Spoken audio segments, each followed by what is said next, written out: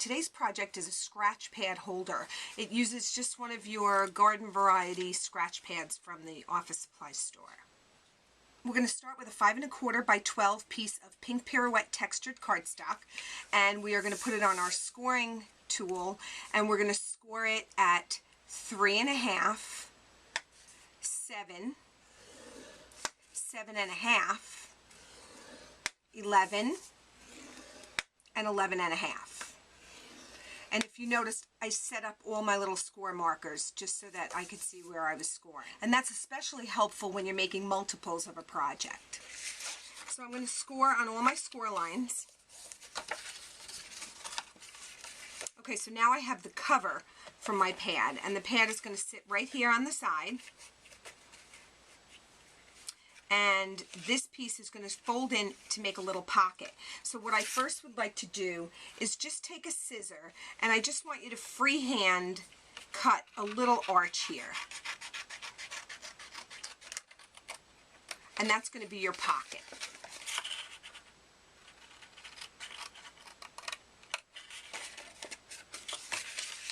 Okay, but I don't want you to attach that yet.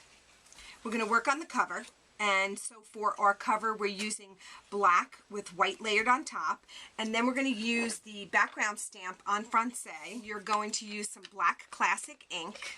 And especially with a large stamp like this, I want to put the paper on the stamp and not the other way around. It gives me better coverage. So I'm just going to ink this up with my black pad. And then I'm going to place the white cardstock right on top. And be very careful not to move it. Then I want you to take a scratch piece of paper, and I want you to just hold it in place and then rub. And that'll transfer the words right onto your white cardstock. So I want to be careful when I lift it, so I'm just going to use the corner of my paper, and I'm going to pull it up, and there you go. You have your words and no smudges. Now I'm going to be doing the same thing inside, so I want you to re-ink that while it's out and dirty. And if you're going to do a bunch of these, it's best to just do this inking and stamping all at once. So we're going to take the inside piece, and all your dimensions are on your PDF. So you're going to put that on there and rub, and now they're both done. Next, we're going to be stamping the Eiffel Tower from Artistic Etchings, and it's this stamp right here. And we're going to be stamping that in basic gray. So you stamp that right on there. And then we're just going to leave it plain, and we're going to take some snail and adhere it. You're then going to layer that onto the pink. So we're just going to layer this on here. This is going to be our cover, and we're going to wrap a piece of 1 1/4 inch grosgrain pink ribbon right around the front of this. Okay, so I'm going to put this on the cover. And I'm going to put it all the way to the left side. And the reason for that is when I close my cover, I'm going to have a little bit of an overlap, and I don't want that to interfere with my decoration. So we're going to put some Stampin' Dimensionals on this to pop this up. And I'm just going to layer my Eiffel Tower right there on the front. To create these little flowers for the front, I just took one of my itty bitty punches. This is the little flower punch, and I'm going to place it on top of the pad, my matte pad, and I'm going to push the stylus into the center of it, and that's going to give it a little impression. And then I'm going to take one of our pearls, and I'm just going to put that pearl right in the center of my flower. Once you do that, just adhere your flower to a mini glue dot, and when you pull it off, you could just decorate the front of your project with it. So now to decorate your scratch pad, I took a piece of 6 1/8 by 3 pink cardstock, and I'm going to score that at 5 1/8 and 5 3/8. Fold on those score lines, and then I'm going to attach this to my pad only on the back, because as you can see, these pages rip off from the top, so you don't want to adhere this down or they won't be able to pull off their pages. So we're just going to put some sticky strip on the back here and then attach that pink piece of paper. So you're going to remove all of your pieces of sticky strip, and then you're just going to carefully measure the sides until you get a nice fit, and then press. Okay, and now to cover this, I took another piece of basic black cardstock, and that's just going to fit right under here, but it's going to attach only to this strip. So I'm going to take another piece of sticky strip, and again, I can't emphasize enough how much I want you to use a strong adhesive here, because you don't want this coming apart, especially if you're going to give it as a gift or keep it in your purse. So you're going to just put 2 strips of sticky strip here. Remove your sticky strip. You're going to carefully line up the cardstock with the pad, and then you're going to just flap this over and press. And then you're going to take that original piece that you did, and you're going to just layer that right on top. Okay, I've put 3 long strips of sticky strip, and then I put a little strip under here and attached a piece of elastic. And what I want to do is I want to take a small pen, and I want to wrap this around. So I'm going to do this while the pen is in there, because I want to make sure that I have the right size. So once I know I have the right size, I'm going to take another piece of sticky strip, and I'm going to attach these 2 pieces to themselves, and then I'm going to cover it with sticky strip. Okay, so now the elastic has a piece underneath that sticks it to the pink. I'm going to take this piece of sticky strip backing off so that I can adhere one piece of elastic to the other. And then I'm going to take this backing off to adhere the elastic to the cover. So once I have that done, I'm going to carefully line up the whole pad with this edge here. Okay, once I'm sure I have it lined up correctly, I'm going to press down, and all that sticky strip is going to stick in there. And then this pen is going to just slide right in here, and the elastic is going to hold it in place.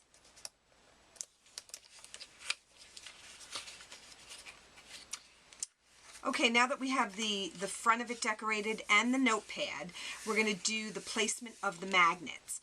And what I would like to do is get it to close securely, so I'm going to put 3 magnets. And these are those little strong magnetic closures, and I'm going to put a little mini glue dot on here, and then I'm going to place it right here at the bottom. And they don't like to separate, these little magnets. They're very attached to each other. So we're going to do them one at a time. The next one I'm going to put right here so it can be hidden by that flap. And the last one I'm going to put up here in the corner, and we're going to cover that with some designer series paper.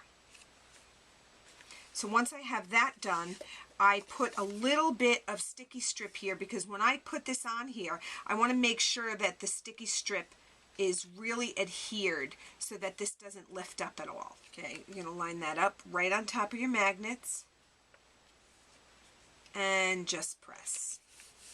For this flap here, I put a little bit of sticky strip. I'm not going to adhere this piece that we freehand cut. I'm just going to adhere the bottom of it, because I want them to be able to easily take things in and out from this flap. The next thing I want to show you is your magnet placement. Now these magnets are very, very strong, and they stick to each other very well. So what I did was I just picked it up, and then when you let it go, it'll go right to its mate. So you want to do that because you want to make sure that the polarity on the magnets is correct. I've gone ahead and put a mini glue dot on the top of each of my magnets, and that's going to place them properly on this flap here.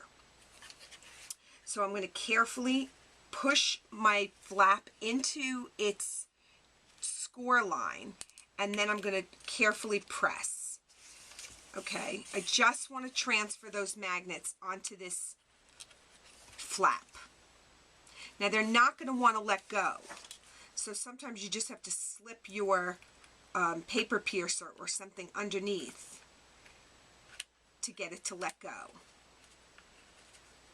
Once you've pried those magnets off of your flap, they're adhered here by the mini glue dot.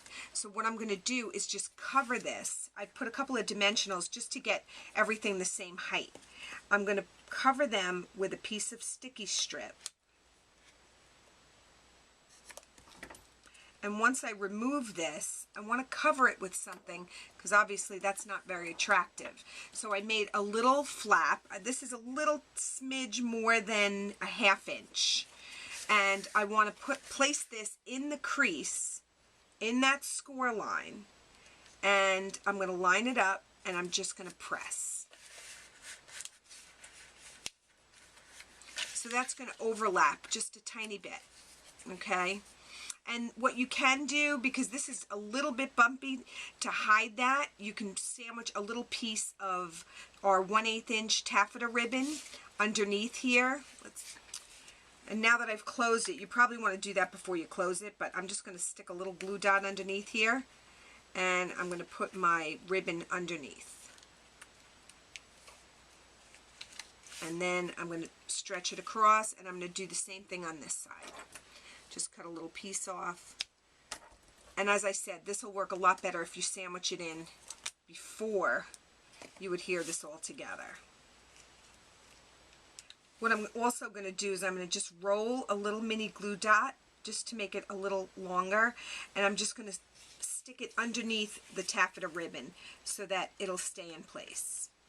So that's your preview project for today for the spring edition of Project Parade over at stampacademy.com. If you have any questions, you can always reach the designers at mail@stampacademy.com.